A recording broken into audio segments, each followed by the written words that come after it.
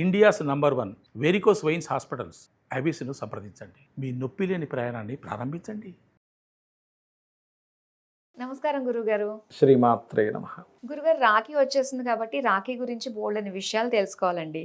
ముఖ్యంగా అసలు ఈ రాఖీ అన్నది మన ప్రాచీన భారతీయ సంప్రదాయంలో అసలు ఎప్పటి నుంచి ప్రారంభమైందంటారు? అసలు రాఖీని ఆ కట్టే విధానం కానీ కట్టించుకునే విధానం కానీ ఎలా ఉండాలి అన్న విషయాలు తెలుసుకోవాలనుకుంటున్నాం. ఇది యాక్చువల్గా మనకి నార్త్ సైడ్ నుంచి వచ్చిందండి చెప్పాలంటే. బట్ ఏదో దానికంటే పర్టికులర్ డేట్ ఏమీ లేదు, చాలా పురాతన నుంచి వస్తుంది. అయితే దీనికి జ్యోతిష్శాస్త్రరీత్యా రాఖీ వల్ల కలిగే ప్రయోజనాలు ఏమిటి, అసలు రాఖీ ఏ సమయంలో, ఆ రోజు రాఖీ పౌర్ణమి రోజు ఏ సమయంలో కట్టించుకుంటే మంచిది, అసలు ఎందుకు కట్టించుకుంటారు అనే దానికి ఒక సిస్టమ్ అనేటువంటిది ఒకటి ఉంది. అది ఎలా అంటే మనకి జ్యోతిష్శాస్త్రంలో 12 భావములు అంటారు. లగ్నం నుంచి 12 భావాలు. అందులో లగ్నం అంటే శిరస్థానము, 2 అంటే ముఖము, 3 అంటే భుజాలు చేతులు, 4, 5, 6 ఇలాగా పాదాల వరకు 12 స్థానాలు చెప్తారు. దీనికి ప్రత్యేకంగా కొన్ని పోర్ట్ఫోలియోస్ ఉంటాయి. లగ్నం అంటే జీవుడు, 2 అంటే ధనము, 3 అంటే భాతృస్థానము అంటారు. భాతృ అంటే అక్క చెల్లెళ్ళు అన్నదమ్ములు. ఈ స్థానానికి ఒక్కొక్క స్థానానికి ఒక్కొక్క అంటే కొన్ని ఉంటాయి. ఒక 5, 6, 10, 15 అలా ఉంటాయి ఆ పోర్ట్ఫోలియోస్. అందులో భాతృస్థానము 3వ స్థానమే, దారిద్ర స్థానము 3వ స్థానమే, పరాక్రమ స్థానం కూడా 3వ స్థానమే. ఇవన్నీ 3వ స్థానానికి సంబంధించినవి. దరిద్రము, భాతృ, భయము, ధైర్యం, ఇవన్నీ 3వ స్థానం. ఈ పౌర్ణమి నాడు, ముఖ్యంగా పౌర్ణమి నాడు ఎవరైతే తన అక్క చెల్లెళ్ళతో రాఖీని కట్టించుకుంటారో, అది కూడా శుక్రహోర, ఆ రోజు దాదాపుగా 11 నుంచి 12:20 మధ్యలో ఒక మంచి సమయం ఉంది. వర్జము దుర్ముహూర్తం ఏమేమి లేకుండా రాఖీ పౌర్ణమి రోజు 11 గంటల ఉదయం నుంచి 12:20 మధ్యలో అదొక మంచి టైం. అక్కడ పర్టికులర్గా శుక్రహోర వస్తుంది. ఆ సమయంలో కట్టించుకుంటే జరిగేది ఏమిటి, కట్టిన వారికి కట్టించుకున్న వారికి ఏం జరుగుతుంది అంటే, ఒకటి ఒక రిలేషన్ బాండ్ అవుతుంది. ఎప్పుడైనా రాఖీ కట్టించుకున్నాము ఆ ఫీల్ ఉంటుంది చూసారా, అది ఒక ఫీల్ అనేది జనరల్గా అందరికీ వచ్చేదైతే. రెండవది ఏంటంటే, ఇక్కడ ఈ అన్నదమ్ములకి ఏదైనా దారిద్రం ఉన్నా, లేకపోతే అక్క చెల్లెలకి ఏదైనా దారిద్రం ఉన్నా అది తొలగుతుంది. మనకి ఈ ఏమండి రాఖీ కట్టించుకుంటేనే ఎందుకు అవుతుంది అనడానికి చాలా చెప్పారు శాస్త్రాల్లో. ఇప్పుడు చూడండి, మనకి స్త్రీమూర్తి వివాహం జరిగిన తర్వాత భర్తకి చెవులకి తాటంకములు అంటే కమ్మలు లేకుండా కనపడకూడదు అంటారు. ఎందుకంటే ఇది కూడా 3వ స్థానం, చెవులు కూడా 3వ స్థానంగా తీసుకుంటారు, భుజాలు చెవులు ఇవన్నీ. ఈ స్త్రీ యొక్క 3వ స్థానము భర్తకి భాగ్యస్థానం అవుతుంది. అంటే 7th హౌస్ నుంచి 9th హౌస్ అవుతుంది అది. సో ఎప్పుడైతే ఈ చెవికి ఏమీ లేకుండా కనబడితే భాగ్యహీనం అవుతుంది భర్తకి. అందుకని కనీసం ఏదైనా తీసారు, ఏదో సంథింగ్ ఏదో ఊడిపోయిందని, ఏదో కనీసం పుల్లైనా పెట్టుకుంటారు. తాటి పుల్ల పెట్టుకునేవారు ఒకప్పుడు, లేకపోతే ఇంకోటి ఏదైనా మార్చుకుంటారు.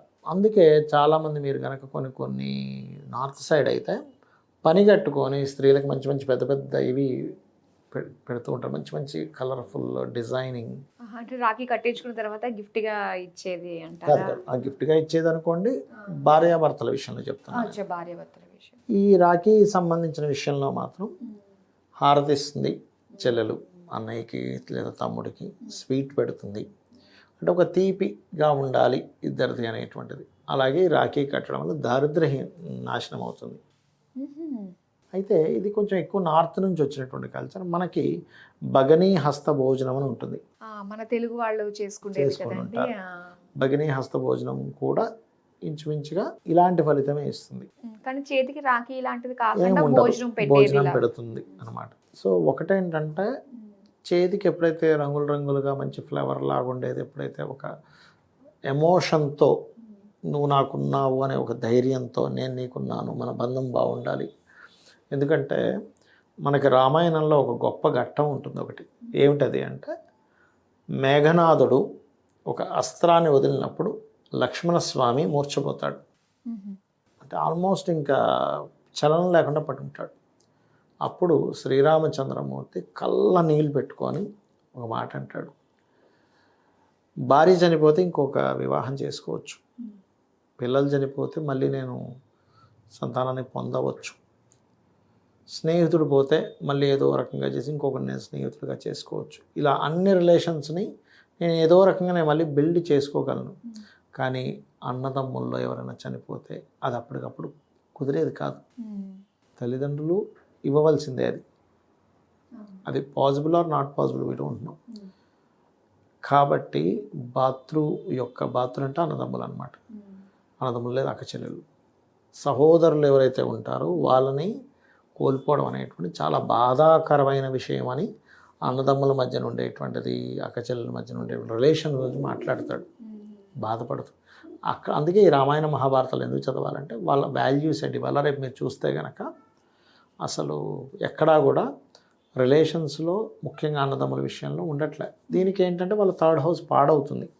బాగుంటే బాగుంటారు, జాతకం చూసి చాలా స్పష్టంగా చెప్పొచ్చు, ఏమంటే మీ అన్నదమ్ములతో బాగోలేదు, లేకపోతే అద్భుతంగా ఉందని చెప్పొచ్చు. అలా ఎన్ని గొడవలు ఉన్నా, ఇప్పుడు చాలా గొడవలు అవుతుంటాయి ఒక్కోసారి. ఈ రాఖీ పండుగను లేకపోతే రకరకాల పండుగలకో ఇన్వైట్ చేసినప్పుడు మళ్ళీ అవన్నీ మర్చిపోతారు. ఇవాళ రేపు ఎలా ఉంది, మనకి ఏదైనా గొడవ జరిగితే ఇంకా వాళ్ళకి పండుగలని పిలవం, ఫంక్షన్లా పిలవం. ఈ ఫంక్షన్స్ ఇవన్నీ అందరూ కలిసినప్పుడు ఏమవుతుందంటే అవన్నీ మర్చిపోతారు, ఎవరికి గొడవలు జరగవు, ఇవన్నీ కామన్లే అని.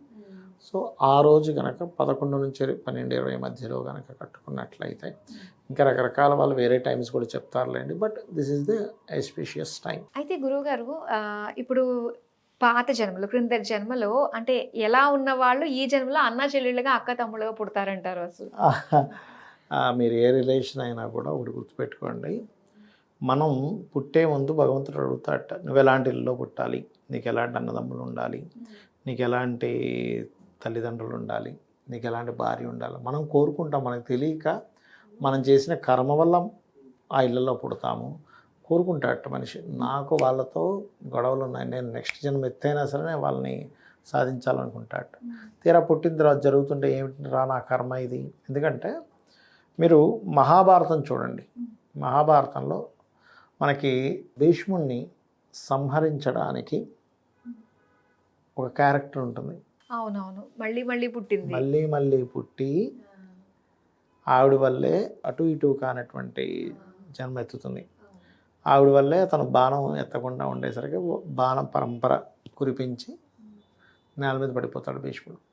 అలాగా ఆ వృత్తాంతంలో ఎలా అయితే నాకు ఈ జన్మ కావాలని కోరుకొని మనం పుడతామో, ఒకటి మన కర్మలు, మనం కోరుకున్న జన్మలే ఇవన్నీ. మనకు తెలియక ఏమిటి ఈ జన్మ ఎత్తాను, ఇలా ఉన్నానేంటి, బాగా ధనం ఉన్న దాంట్లో పుట్టాడు పూర్వజన్మల్లో, వాడికి విసుగు వచ్చేసింది, అబ్బా ఈ ధనంగినం కాదబ్బా, మంచి ఫ్యామిలీ ఉన్న ఇంట్లో పుట్టాలనుకుంటాడు. పుట్టిన తర్వాత ఏమిటి నాకు డబ్బులు రావట్లేదు, ఇంత మాత్రమే నేనేంటి నెలకు ఒక 50,000 కంటే ఎక్కువ సంపాదించలేకపోతాను, వాడు చూస్తే అంత మాయలో పడిపోతాడు. ఓకే, పోయిన జన్మలో పెద్దగా అందంగా నార్మల్గా ఉన్న అమ్మాయిని పెళ్లి చేసుకున్నాడు, మంచి అందమైన అమ్మాయి కావాలి, అబ్బాయి ఎలా ఉంటే అందం కావాలనుకుని పుట్టాడు, అందమైన అమ్మాయి కావాలనుకుని పుట్టాడు. తీరా పుట్టిన తర్వాత ఏమవుతుందంటే అందమైన అమ్మాయి, అదొక ఇన్సెక్యూరిటీ ఫీలింగ్, ఎవడు చూసినా ఏం వైపే చూస్తున్నాడు ఏంద్రా, వీడికేమో తెలియదు. అంటే వీడి భయం, న్యాచురల్గా అమ్మాయి మంచిదే అయి ఉంటుంది, వీడి భయం ఎవడెక్కడ ఈ అమ్మాయికి ఫైట్ వేస్తారు అని.